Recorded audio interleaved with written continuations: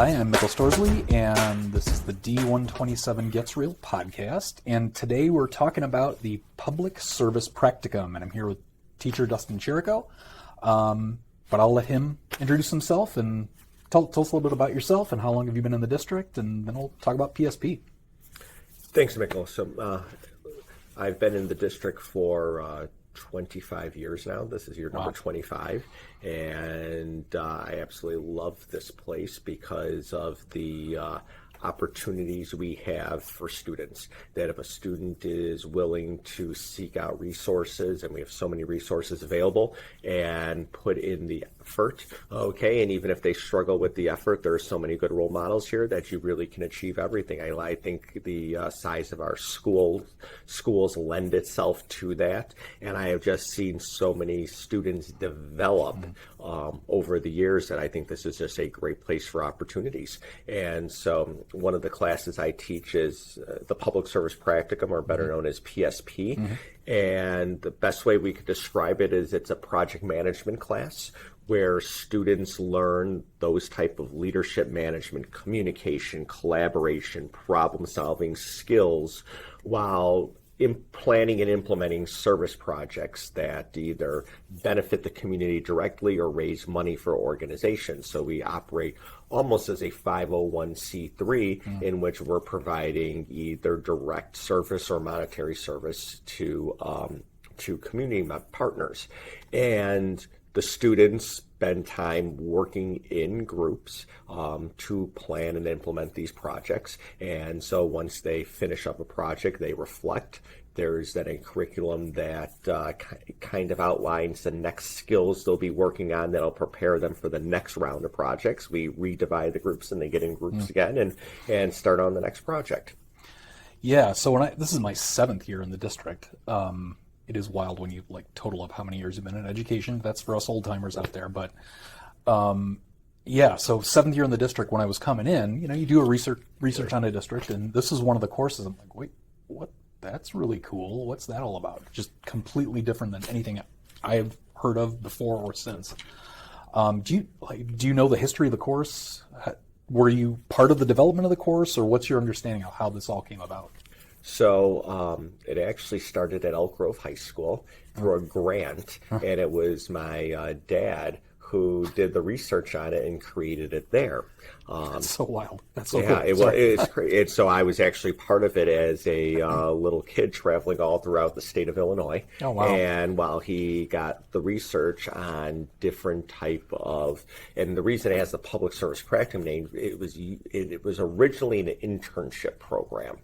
And so after he left to become the Director of Community Education for District 214, there were 2 people that subsequently took it over after him, and they kept the internship component but then started introducing a service component. So when I started teaching here at 99-2000, after my first year of teaching, I proposed the course, and eventually it got onboarded in the 2002-2003 school year. Now, the reason for proposing it was, I'd always admired what my dad did, but I really didn't seek out wanting to do something like that. And then I ended up becoming the freshman class sponsor and working with those kids, and it was a special class. I think there's at least 2 of them working in the district right now, and they've just done as a group so many great things. And what I realized is the impact I was having on them as their freshman, sophomore, then junior, senior class sponsor, and the types of problems they were encountering were different than the ones. They were real life problems. This is what we weren't teaching this in the curriculum. Right. Our curriculum prepared them to be able to do things, but they weren't encountering these on a regular basis.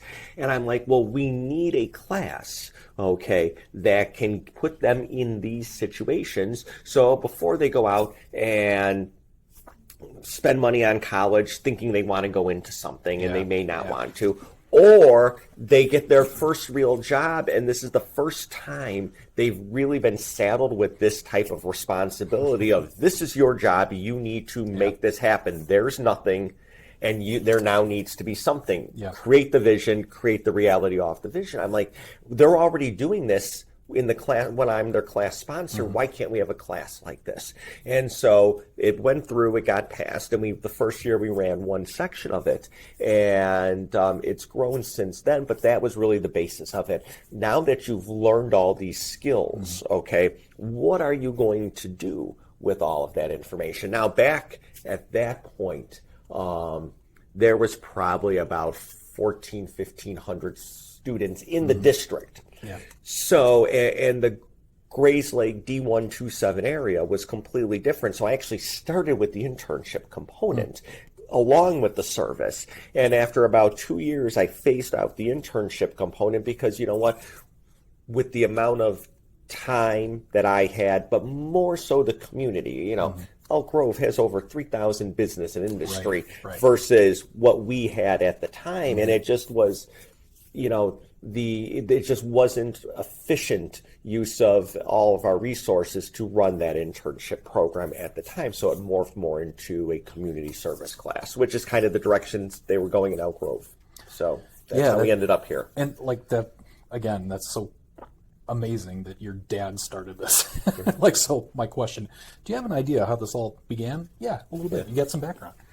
But yeah, I mean, I think it's so cool. Like, as you kind of mentioned, yeah, you got to pull this off. You know, if you create an event and you're inviting people and people are going to be, either goes or it doesn't. It works or it doesn't. It's not like, you know, I got a bad grade on a quiz or this paper I can re-edit or a project or something like that. All really good stuff, but it's high stakes. You know, you've got people from the community, people's friends coming in. So that kind of accountability is pretty awesome, right? And it's pretty, the responsibility we're putting on students pretty big, which I think is great. Right? It is. And, you know, as a district right now, we've moved towards more opportunities for retakes. That's something we've always believed in here. The class is kind of based on the whole idea that in life, if you know what, I guess the grading system of a traditional school does not account for life. At no point am I ever right 90% of the time. Right. Okay. But that's what you need to achieve an A. So we get this misconception that you have to be really right to be successful. The other thing is we get this misconception that you turn something in and it's done. And I think the best example I can say is, regardless of whether you have an Apple phone or a Google phone, how many updates are pushed out to you? Yep. They're always reforming and reformatting the operating system because there's always improvement, and that's what it is. You turn something in. Now we look at it, and before we go public with it, we analyze and like, okay, what can we do better? And it gets kids comfortable taking constructive feedback, not after you got your multiple choice tests back and like do these corrections, or after your essay and you didn't get an A and now I feel bad. It's like, okay, we want to produce something that other people have to consume. And so, yeah, exactly. That's what we want. We want people thinking not just about handing it into the teacher, but what's the end user experience? Right. And when you start thinking about things like that, then you're really taking everything you've learned and you're utilizing it. And I've always said, what allows me to teach the class is the great work that everybody else does. If they didn't learn, sentence structure and how to put together a good paragraph, I can't have them writing a letter to a business asking for a donation, But it's all based on those types of things. If they haven't learned how to work in groups before this, I can't teach them the higher end group dynamics. And so it acts as a nice little capstone for to put together all your experiences, and then you're ready for that responsibility. Yeah, and I think you're exactly right. Like, I'm going to use that, steal it. At no point in my life am I ever 90% right. Exactly. And when you do something like this, nothing ever is perfect. Right? There are always things you got to go back and take a look at and revise. Like, it's never 100% BA or 90%. Right? It's just, did it meet the goals? Yeah. Raise some money, raise some awareness, or what have you. And we'll talk about some specifics, like specific projects you're excited about. But yeah, there are always things that go wrong or you didn't think of, and you redo, right? I mean, well, it is that, and I mean, if I'm right 50% of the time, I think I'm doing a good job. I really, it's that, and so many times, until you get into a position of leadership and really have to own something, people don't realize how often you are so ill prepared to do something in life. I mean, like, just take the COVID situation. No one was ever ready to lead a district or a classroom through COVID and the shutdown, but we had to figure it out. And that's just one of the great traits of leadership that sometimes we fail to talk about, is just how to navigate the unknown. Absolutely. The other part is said exactly right, is so much we turn it in and we're like, okay, that's the right answer. Oh, I picked B, it should have been A. Now I see. But that's not real life. Real life is you have to be able, you have to make the best decision possible with the information you have at the time. And even when you're done, you still don't know if that was the best, but but sometimes I have these constraints, these parameters, and I got time. I don't have all the time to work through that. And if kids can just understand that skill. And then the other thing I really want to get out is the appreciation of how difficult a decision is, because it's real easy to go out and second guess people. But to understand and put yourself like, wow, I just pulled this off and I could have done this, and this differently. And, I want people to understand, when there's decision makers out there that are trying to make a decision for, in a principal situation in our building, 1,300, 1,400 students, and then 200 more staff. Like, it's difficult to make those decisions when you are taking into so many variables. And if they can start understanding that type of big picture thinking, they learn a lot. Yeah, that's a phrase that I use actually all the time. It's, you make the best decision you can with the information you have at the time. And that's it. And sometimes you got to make a call, and then you evaluate from there. That's all you can do, right? But being comfortable with being uncomfortable. And we may not have all the information. We may make the wrong choice, but that's what we're going to do, right? So very cool. I love the leadership and, project-based learning and, project-based, just working on real projects that have a lot of variables and a lot of complexity. Ton of leadership you come out from that. So let's talk about some of the projects, some of the bigger projects that you work on. What are types of things that you and your students do? Okay. So we start off every year with a backpack school supply drive. Why? It's really easy because it's you follow a pretty simple process, but it teaches students to communicate, because they have to decide when they're going to go out and collect the stuff, when they are going to go then, and if they get check donations, when they're going to go shopping for things. It forces them to communicate. The other thing they learn from this is, again, it's about that 90% mentality. 90% is an A.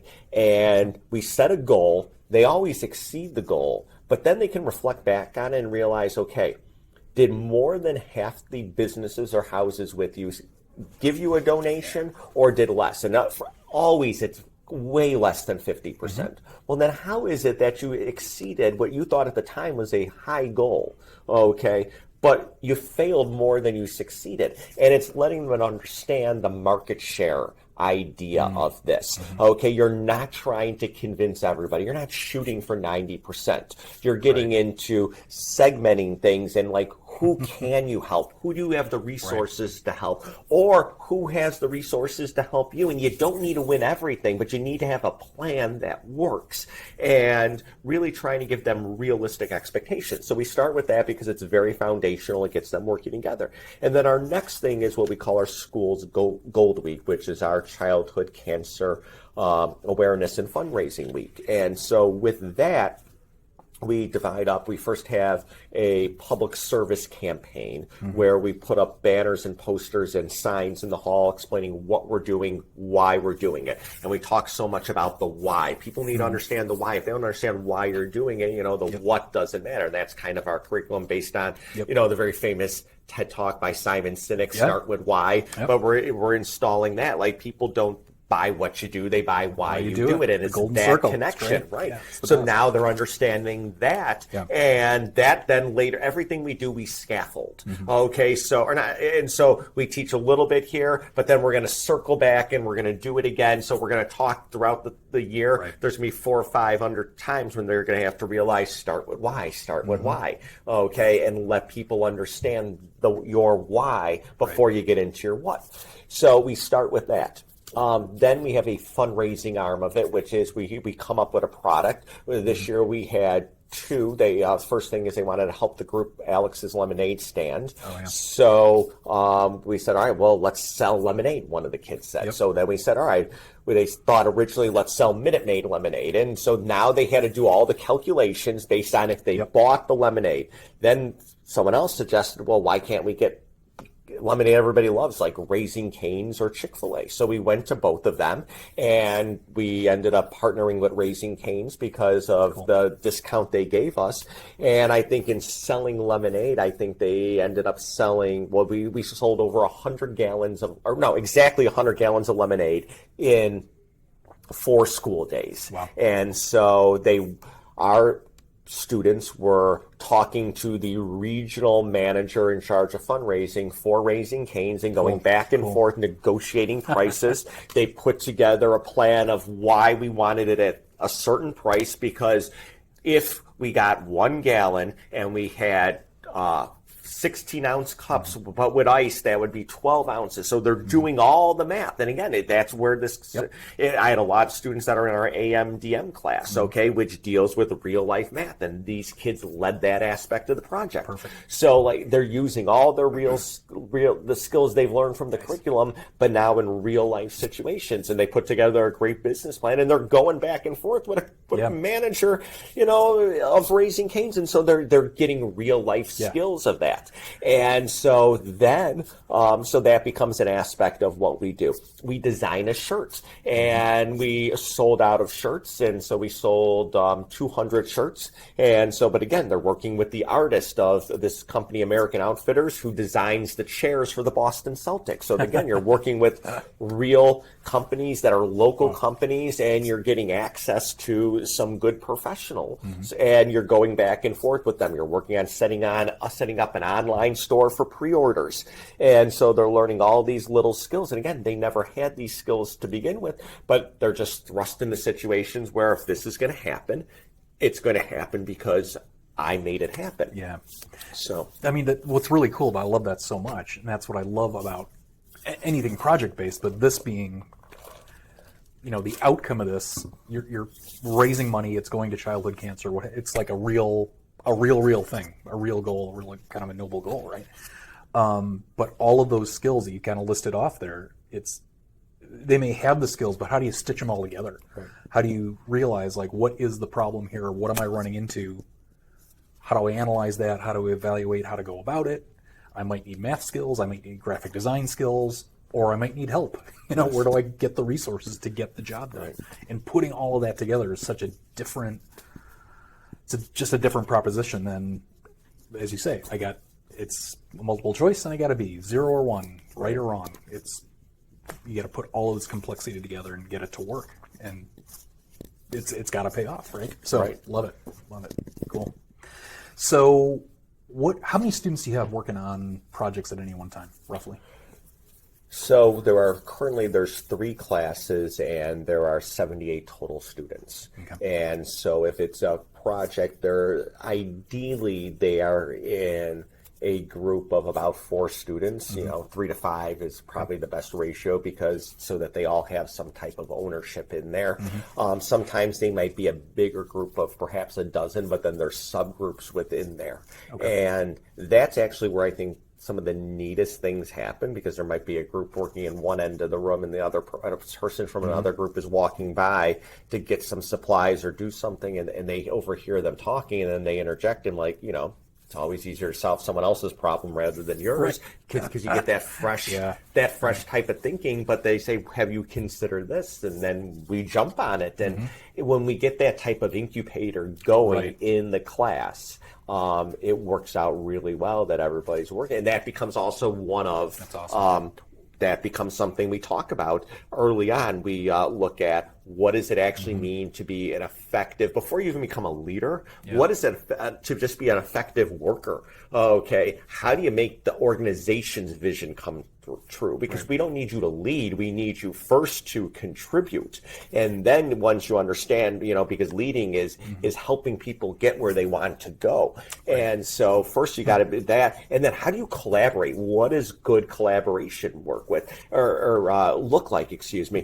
One of the things, and it's just kind of in the way we approach it, is they read an article about how Run DMC and Aerosmith collaborated under the leadership of Rick Rubin to collaborate on Walk This Way, and how Rick Rubin had to sell the idea to both of them. And it was originally designed to help Run DMC and make rap more mainstream, but Run DMC originally balked at it. And so I give them this article that explains the process and says this is what, like, part of getting good collaboration is sometimes you're just convincing people why they ought to work together and the benefits. And if people can't understand the benefit for them and why, then why would they want to help you? And getting into that mindset. Then there's another part of it that after they recorded the track, Rick Rubin's listening to it, and he says, there's not enough bass line. We need more bass line. And one of the members of the Beastie Boys happens to be sitting on a couch in the recording studio, says, I got a bass back in my apartment. He runs and gets it. And there's just so much in that little moment that we can talk about. This is why you find success. First of all, you finish accomplishing something and it's not done. You go back and you analyze your work and say, what can I make it better before I push it out? We need more baseline.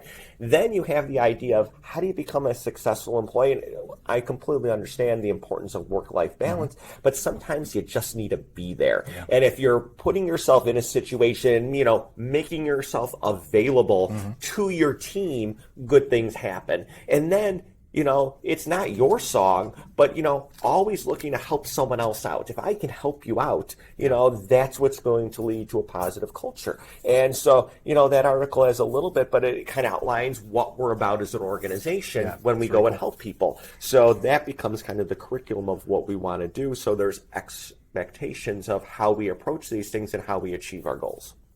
That's awesome. Yeah. Any interview or any conversation that can bring in the Beastie Boys and Aerosmith and Run DMC and Rick Rubin is an amazing thing.